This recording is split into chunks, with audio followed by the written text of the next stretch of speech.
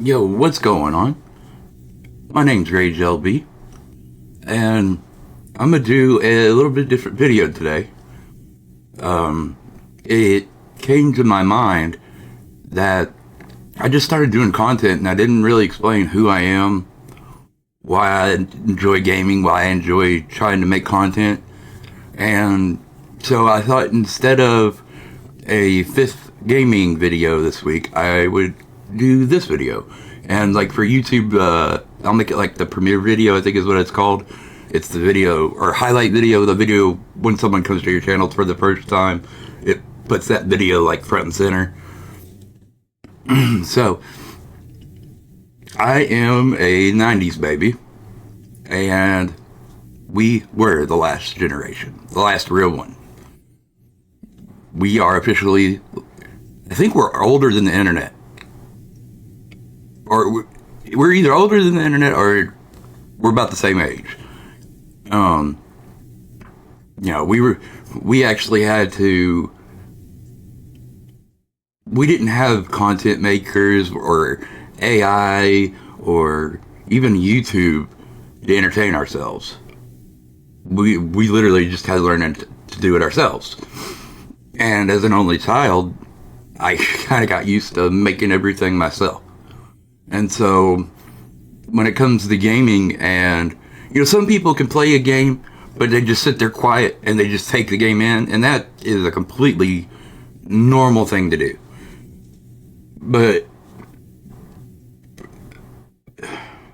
But for someone like me, you just got, I don't know, I've never been able to take the creative things in my mind and put them into the universe somehow. And YouTube has kind of created that opportunity. And I will say this, it is 2025 and this is my first PC I've ever owned.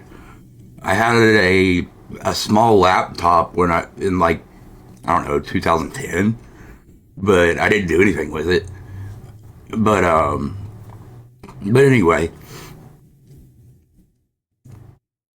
what made me fall in love with gaming when I was a kid, see, it would have been 2003. I was on my way to a friend's birthday party, and me and, of course, I'm a teenager at that point, so my mom's driving me, and they're on where the party was happening. There was 3 lights, like in a 2-block radius, and we started going through the first light, and then the second light was from an on-ramp from a highway onto this road. So this road wasn't the highway. The highway run actually dips down under this road about 150 feet. So we start going through that second light, and this woman, granted, I didn't see it because I was looking out the passenger window, and we were joking back and forth, and I was actually laughing about, I enjoyed math as a kid, and we were doing some kind of math thing, and all of a sudden, I just felt pain, like never before. I don't even know how to describe it because, usually like if you cut yourself by accident or something, and you're like, oh, the pain comes as you notice it. Well, I didn't notice something wrong. I just felt pain.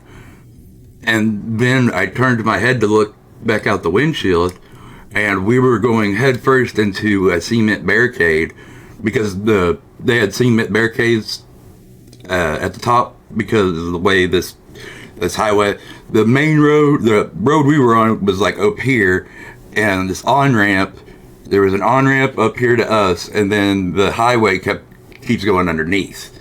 And so we hit the cement barricade, and our car starts going up. We get to what I would call like the 90-degree angle, straight up and down, and then we started to fall over like we were going to go down 150 feet onto the highway. And then all of a sudden, I don't know why, but then it felt like the back end just slammed back down. And then I could finally breathe again. Because in that moment of shock of pain, the breath just leaves your body. It's crazy.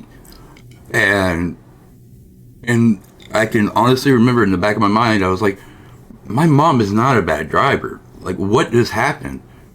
Well, what I didn't see, but my mom did see, was this woman runs the red light, and she hit us airborne because she was coming up. When it comes up to the light, it levels out. So she hits where the light is, airborne, hits us, T-bones straight into my mom. Then that swings her car back around, and then the back end's hit, and then the front ends come back together, and then we shoot into the cement barricade.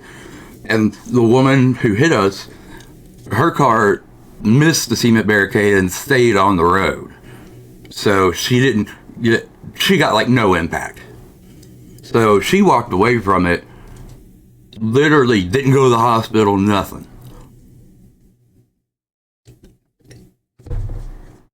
They couldn't prove that she was on alcohol or drugs or anything because she refused to go to the hospital. Well, me and my mom didn't have a chance to refuse or make the choice to go to the hospital because our car was in such a crashed position. The ambulance and fire trucks, when they rolled up, they had their sirens down because they assumed we were gone. They thought there was no survivor from that car. And forgive the language, but when the fireman was the first one up to me, and he said, "Holy fuck, they're alive." And in that moment, it started hitting me what happened. And so, me and my mom, we were both in just so much pain and broken everything. We couldn't hardly move. And now I have permanent problems to this day.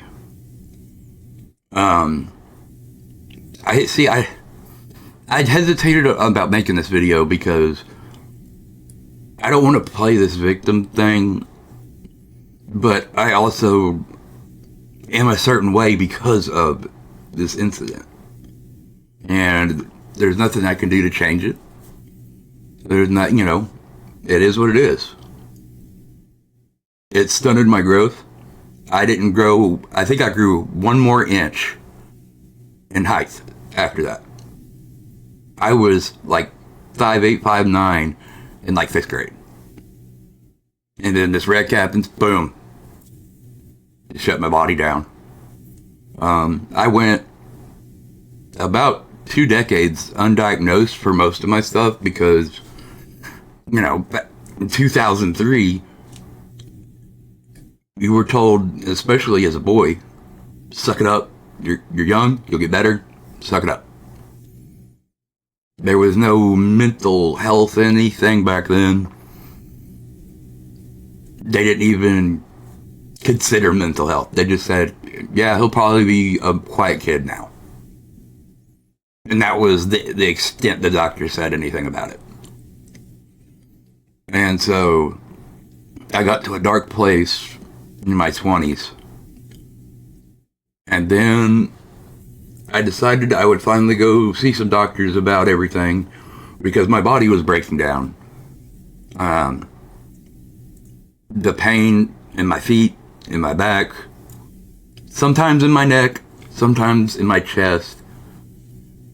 These were things I was just having trouble living with. And being so young, it's like, do you want to live through that? Or live a long time? But I said, well, I'll go see. If they say the same thing, suck it up, then I know it's me. I just gotta suck it up. But then they run some tests and some specialists see me.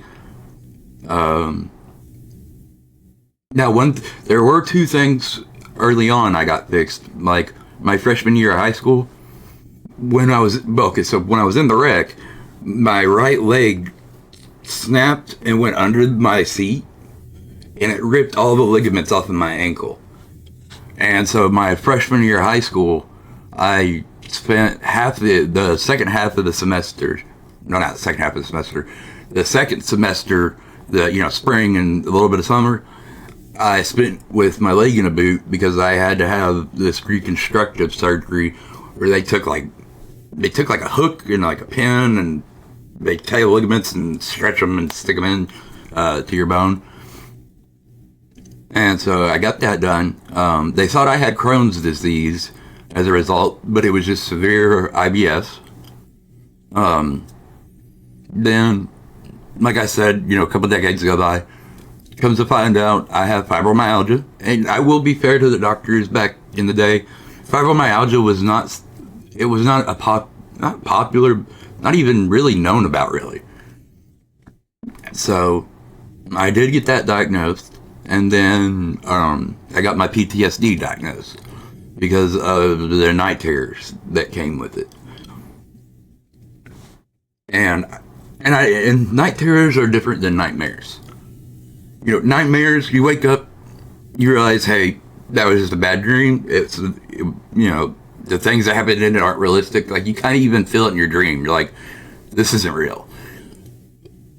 But night terrors, you relive the terror you've been through.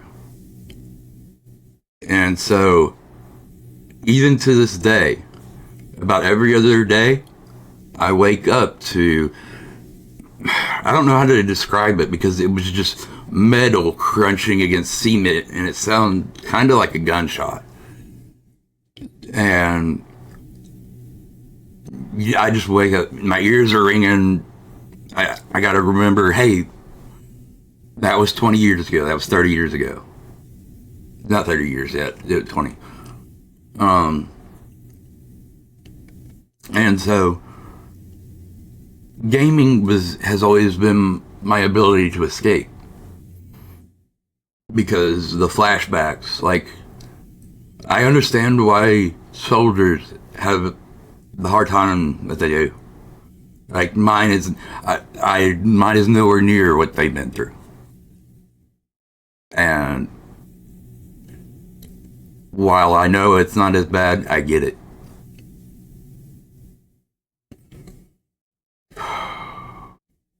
Because, I mean, even just talking about it, the images play in your head over and over and over. And maybe one day I got the picture of in an album in the garage somewhere that it's a picture of the car after. There was one piece of metal that was straight on the car that was left straight, and it was the trunk hood. And we were in a big old Crown Victoria. If you're from the 80s and 90s, you know that car. The old police car. We were in a boat of a car, and she was in a little Porsche Boxster. And because she didn't slow down, she didn't hit the brakes, she hit us airborne, they couldn't get her for speeding. This woman walked away, destroyed our lives. Yeah, we got nothing. She didn't do any jail time, nothing. But that allowed me, as I got older, to look for an escape. And I found it. Baseball was my first love. But even as I got older, in my teens and into my 20s, my body was already starting to break down. I lost my ability to jump. I just got slower and slower running because it's the pain in my whole right leg. And then in my 20s, I blew my not my meniscus, the other MCL. Blew it in a softball game. So my whole right leg is pretty bad. Because, when I mentioned my leg snapping, it snapped because my my right knee slammed into the dashboard, and that made my leg snap 90 degrees. And so the way that your kneecap sits in your bone, it's like this. It's a circle with like a V that it sits in. Well, when my knee hit the dashboard, it flattened that out. So my kneecap just kind of roams. And I can have knee replacement surgery to fix it, but I'll be a lot more immobile when that happens. So they told me if I can handle the pain, just put it off as long as I can. And so that's what I'm currently doing with that. But as baseball started fading from me, I got into gaming. And this would have been... I started technically with the original Nintendo with Duck Hunt when I was super little. Like, I held the controller upside down because I didn't, like, understand which way the controller was supposed to be. So I technically played with inverted axis back in the day before it was a thing. And so I stayed with the Nintendo through 64. Got the GameCube. But when I got the GameCube, I got the Xbox as well. I was never into PlayStation. Found Halo. And then in Halo 3, I started playing games online with friends. And it was always something that, like some people, a cigarette is something they just go to relax for a second. Gaming became that for me. And I wish I would have started a YouTube back in the day, because we played COD back when COD was the god of gaming. And now, granted, I probably would have gotten canceled back then, because I love being edgy, I love dark humor, and I would have definitely got canceled for something I said back then. But now, as my body has shut down more, because see, I was a hard labor type of worker. I worked maintenance, and I worked in a warehouse, forklift certified. If you know, you know. But my back with the fibromyalgia has gotten so bad I can't lift nothing no more, and my hands, I don't have much grip strength compared to what I used to. I guess it's still decent compared to an average person, but and I am in the middle of trying to get my disability. It should go through. I mean, I have like 5 things where if you just have one of those 5, you qualify. But until then, I can't do nothing. So I made this channel. And so I don't want this story to be what my channel is about, but I want people to know who I am. And I think that's about, like, that's the things that have brought me to YouTube and why I want to do what I do. So if you made it this far, I really do appreciate it. If you would, drop me a follow or a sub if YouTube, or cause I do YouTube and Rumble, and maybe one day I'll just do one, but for now I do YouTube and Rumble. And I hope y'all have a good day. Peace.